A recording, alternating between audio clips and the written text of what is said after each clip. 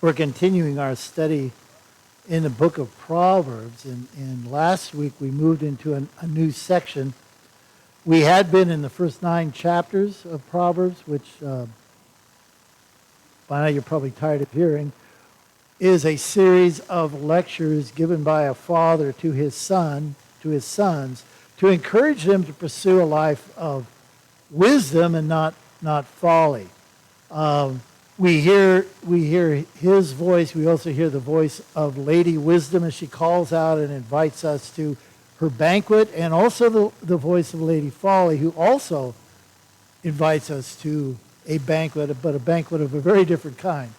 So then we've started with chapter 10 in a new section of Proverbs, in which is more like what we think of when we think of Proverbs, these short, pithy, wise statements that don't really necessarily relate to one another. So a proverb is a short statement. It may not have any connection with the one that goes before it or with the one that goes after it. And so I determined last week, we can't just do this chapter by chapter because that'll just be like a shotgun. But we're approaching it from a topical point of view. And last week we looked at what Proverbs had to say about our speech, the second most addressed topic in Proverbs, next to wisdom itself. And this morning we're going to look at what Proverbs says about friendship, as you can see from the title of the sermon. Let's begin here with Proverbs 27, verse 9. Okay, that's not it. Come on, why are you doing this to me? All right, we'll get there.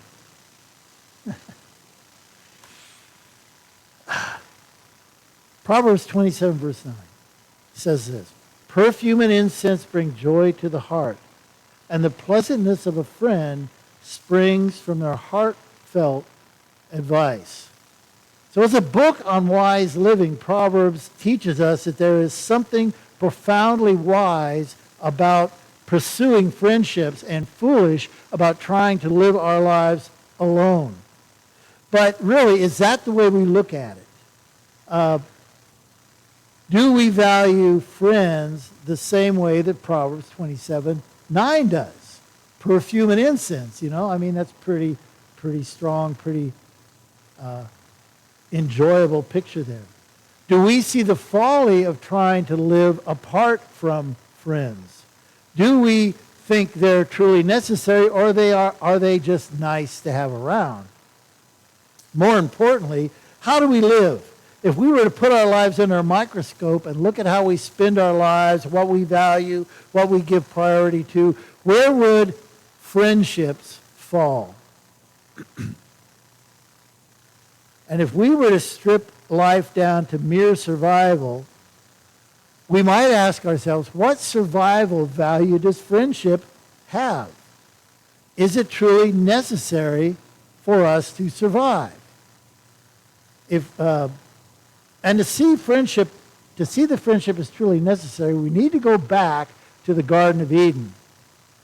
And there we'll see that God has placed within each of us what theologians call an Edenic ache. Edenic ache for relationship.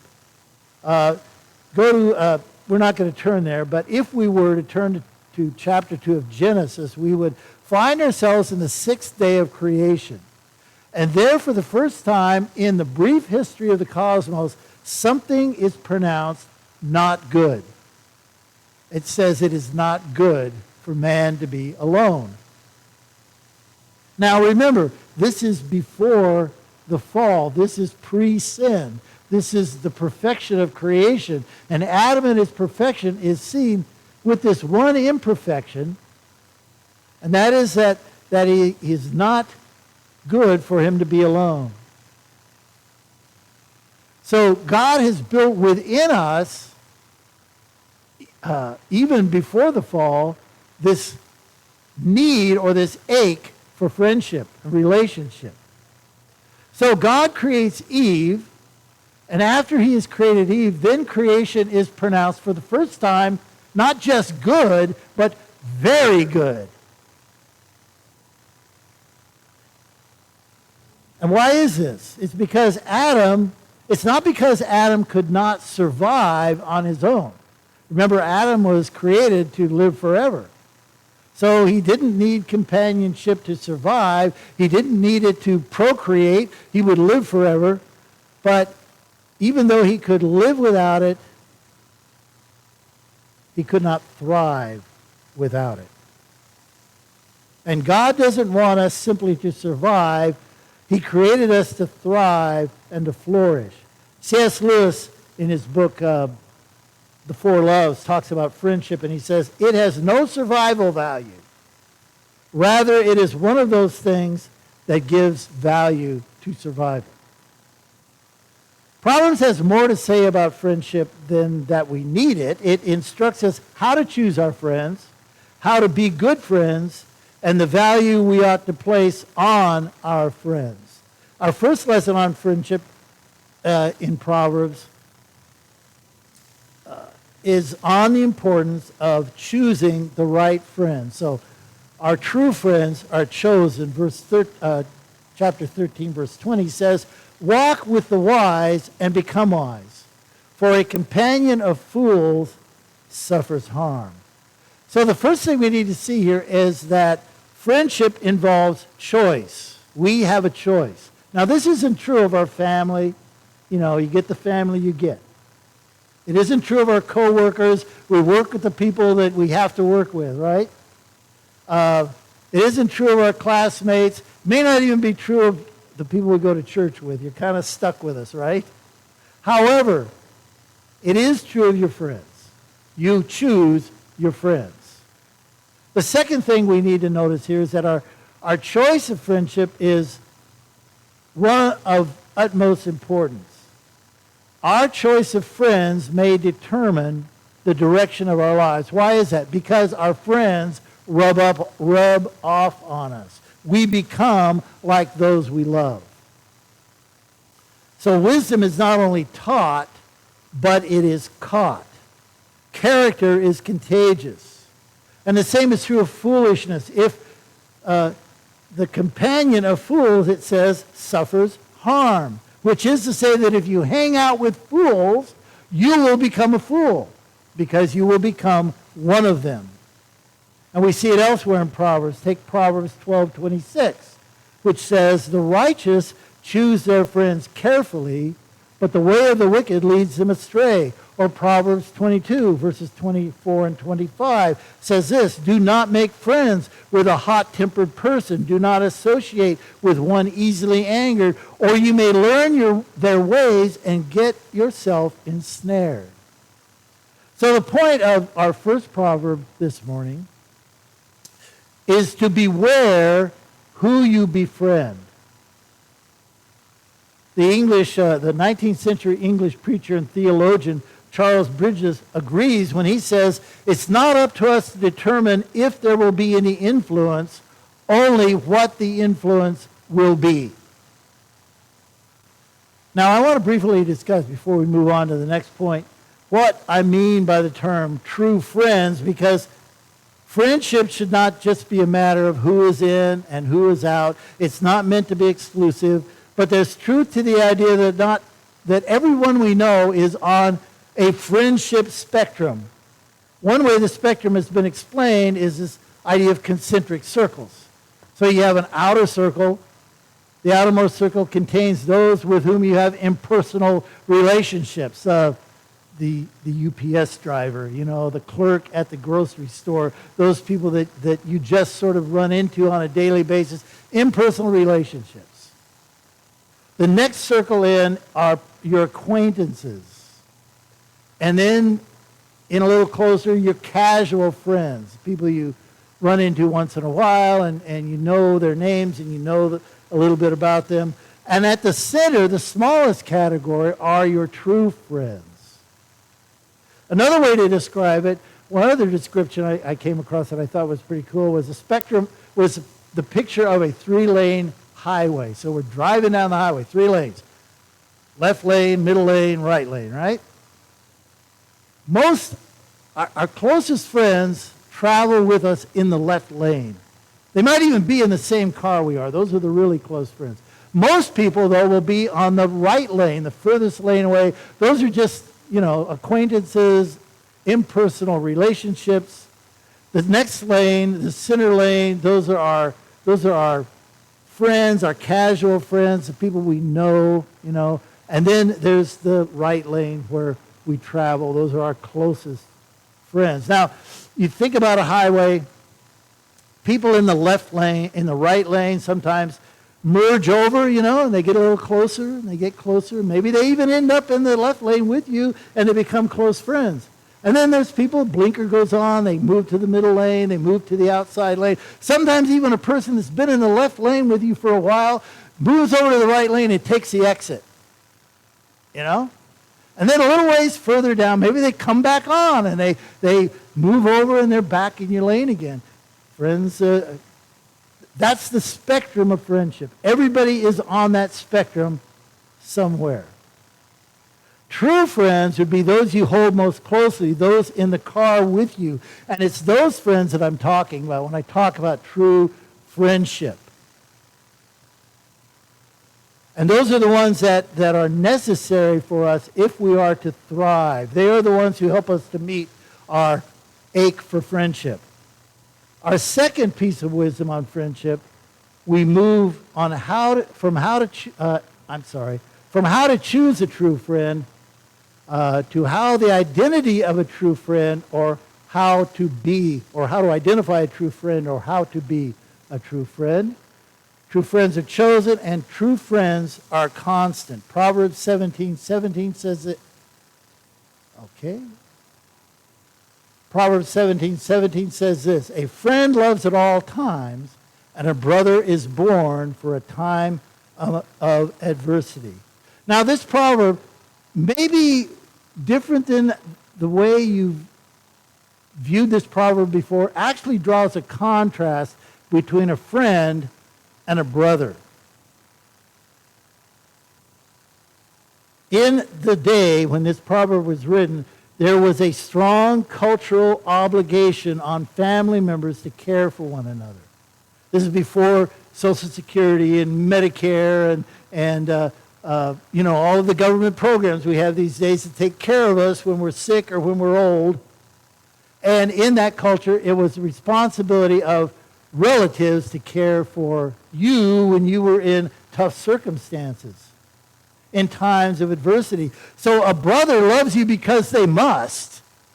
They are born for a time of adversity. They love you because they have to, but a friend loves you because they want to, and they love you at all times.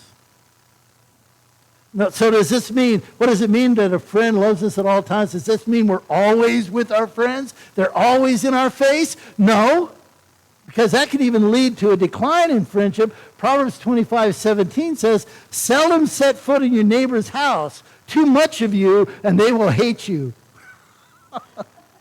We've all been there, I guess. Friends and visitors, like fish, stink after 3 days, right? So what does it mean that a friend loves at all times? It means that a true friend is someone you can turn to in all the seasons of life. A true friend not only loves you enough to be there with you in times of adversity, but they also like you enough to be there with you in the good times and the boring times and the normal times and the changing times and all the in-between times. See, a brother has to love you in times of adversity, but a friend will love you in adversity and will love you in good times as well. And when we understand friendship like that, we see that true friendship takes work, because it isn't easy to be someone who loves another person at all times. It isn't easy to go on loving your friend when circumstances change. I have a lot of friends or people who were close friends in college that I hardly ever communicate with anymore because, well, circumstances changed. They lived in the Midwest. I live on the West Coast. We got married and it got busy. We had kids and everything changed. So things change. Your friend gets married, you don't. Your friend has children come along and things get busy, and your priorities change, your direction changes. To be a constant friend requires intentionality and energy, without which friendships fall apart. And not only does it take work to maintain friendships, but it takes grace. Friction is a given in any human relationship that seeks to go deep. And what you do when that friction comes determines just how deep you will go in your friendships. And for friendship to be constant, friends must be able both to seek forgiveness and to grant forgiveness to one another. There is no place for resentment. Friends who can't get over the past won't be friends for long. You know, I still can't believe you didn't come to my wedding. I still can't believe that you stood me up for lunch. If that's your attitude, you're going to kill that relationship. And we see that illustrated in Proverbs 17:9.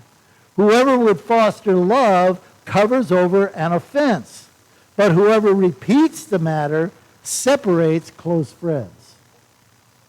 So if true friendship is constant, we can also assume that true friendship takes time. Aristotle said, the desire for friendship comes quickly. Friendship does not.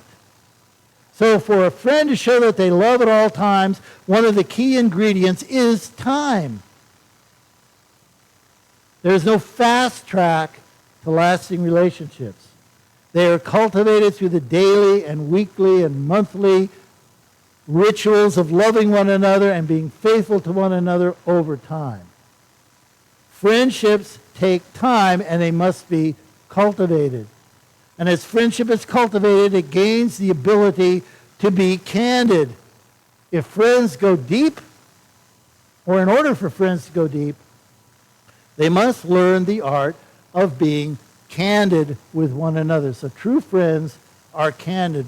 Chapter 27, Proverbs 27, 5 and 6 says, better is open rebuke than hidden love. Wounds from a friend can be trusted, but an enemy multiplies kisses. So true friends confront one another when they are wrong, or when they are headed down the wrong path. That's what it means to be candid with one another. To rebuke someone is to sharply correct them. And this proverb teaches that a rebuke is better than hidden love. So in other words, to not say anything out of love for a person is not love when they're headed in the wrong direction, when they're involved in destructive foolishness. And such words are described as trustworthy. Wounds from a friend can be trusted. Rebukes are contrasted with the kisses of an enemy. Throughout Proverbs, kisses are often associated with flattery. They are the words of affirmation that feel good to hear but aren't true, and they ignore our weaknesses and our sin and cause us to believe that we're better off than we are. Well, I'm okay. My friend says I'm okay. I'm okay. Those persons are not true friends. They are, in fact, your enemy. So these proverbs contradict the notion of our society today that a friend is someone who's always ready to defend you even when they know you're wrong. Now, you know, we've got to see that we are sinners and we are prone to wander. We stray from what our Lord commands. What will our friends say when they see us beginning to stray, beginning to go wrong?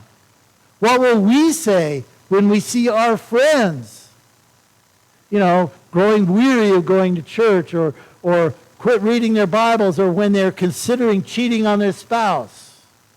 Will we remain silent out of false love? Will we hold our tongues lest we offend one another? Worse yet, will we flatter one another and puff one another up? Will we encourage our friend to think that they're a saint when in fact they're living like the devil? Proverbs 29:5 says, Those who flatter their neighbors are spreading nets for their feet. Or will we be faithful and faithfully wound our friend? Will we confront them? Will we tell them the truth? Will we lovingly rebuke them lest they continue in their ways and meet a far worse end? How will we respond when our friends are candid with us? When our friends rebuke us?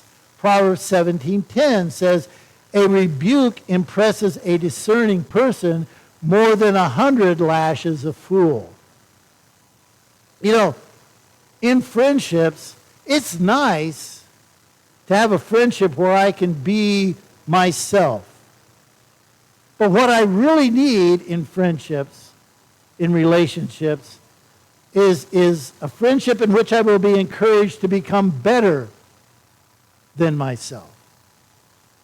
So how do we become people for whom a rebuke goes deeper than 100 lashes?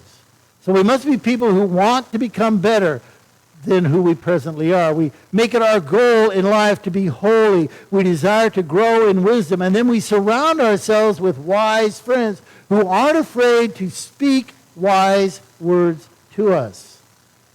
So we've heard from wisdom on how to choose friends, 2 characteristics of true friends, and now we get to a truth concerning our limitation of friendship. So, true friends are few. Proverbs 18:24 says, one who has unreliable friends soon comes to ruin, but there is a friend who sticks closer than a brother. So true friendship is not found among the many, but among the few. We simply cannot invest the same amount of time and attention in every relationship we have. And to think that we can achieve true friendship with a lot of people is not only foolish, but it is dangerous. Because the one who has unreliable friends soon comes to ruin. What we need, what is wise, is to find and work to cultivate a friendship with someone who sticks closer than a brother. You know, this is a word that we need to hear because friend is a concept that really needs to be defined in our culture today. I mean, through technology, we are now more connected, more in touch, more available to one another than we've ever been. And as a result, the word friend has become so broad that we use it to refer to people that maybe we've never even met in real life, but we see their pictures of their vacation on Facebook. And they're our friends, right? Facebook friends. They even use that word. Some of my Facebook friends, I don't even know who they are. I look at this, how did this person ever get on my list, and who is this person? I don't know. If you don't do Facebook, you don't understand, but if you do, you'll understand. You get these lists of people. And then they suggest friends. Oh, here's somebody you might like to have as a friend. Or, who is this person?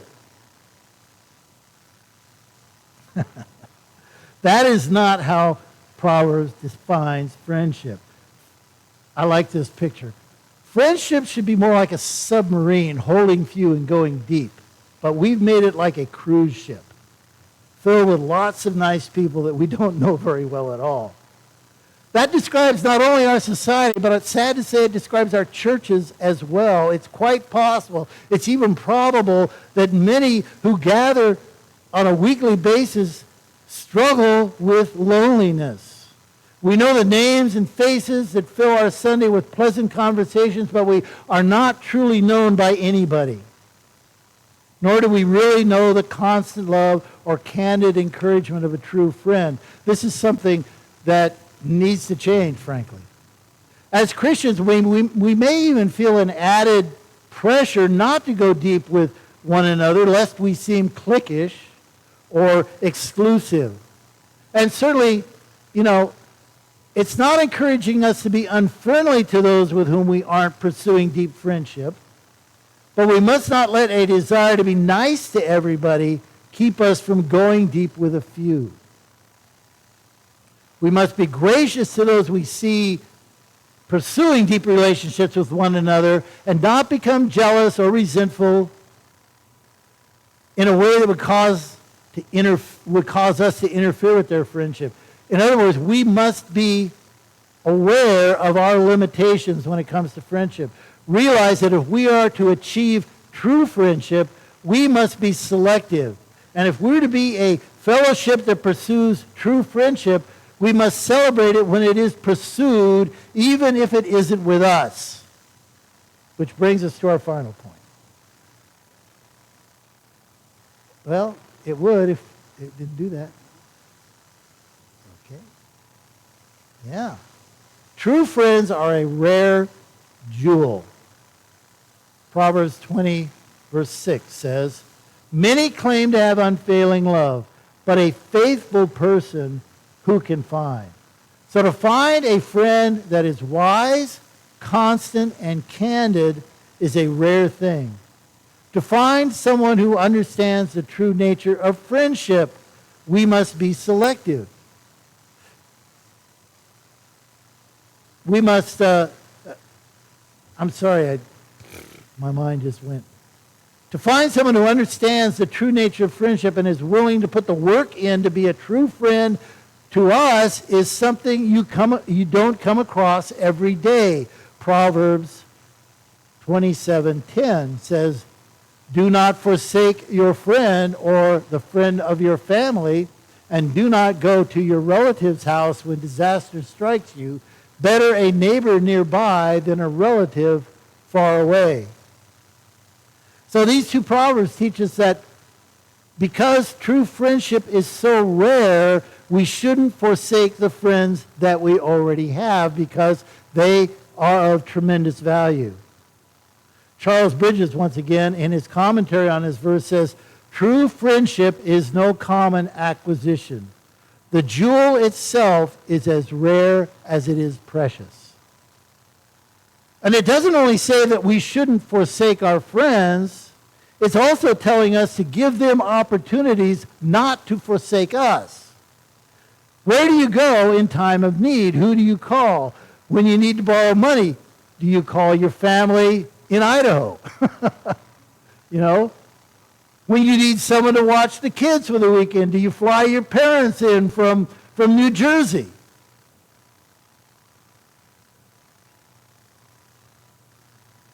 What would happen to your friendships if you look to those that God has placed right in front of you? What would happen to our church if we look to one another in our times of need? And I got to confess here, that's hard for me. I'm not a good friend, really, in that respect. I don't like to ask people for stuff. But you know, every time that I have, my experience has been that every time I've reached out to one of you with a need, you've always responded graciously. And I want to thank you for that. And I want to apologize for not being as good a friend as I should we're always looking for you know, when we're in a tough situation, we're always looking for ways to get out of it on our own. You know, the American rugged individualist. We want to do it ourselves. And we forget the friends that are right in front of us, the friends that God has placed in our lives. And I want you to know that I'm available to you when you have a need. Don't ask for money because I don't have any. But anything besides money, right? And I want you to, and I want to feel more open to coming to you when I have a need. Leaning on one another would help us to see that faithful friends aren't as rare as maybe we thought. Caring for one another in the midst of our calamities could cause us to experience the rare jewel of true friendship far more often than we've experienced it in the past. And here wisdom is teaching us that we are there for one another in the midst of their trouble. When we are there for one another in the midst of their trouble, and when we give others opportunities to be there for us, we will find the rare jewel of true friendship. And Scripture teaches us that we all have a friend who has been there for us in our deepest trouble and in our greatest need. You know, we began this morning by talking about how we are made by God for friendship, how we are created with an Edenic ache for companionship. God not only made us for friendship with one another, but he made us for friendship with him as well. God didn't need to create us. He didn't create us because of some lack within himself. God created us so that we might experience his friendship. And he created us with a longing for human friendships so that we might experience his friendship together.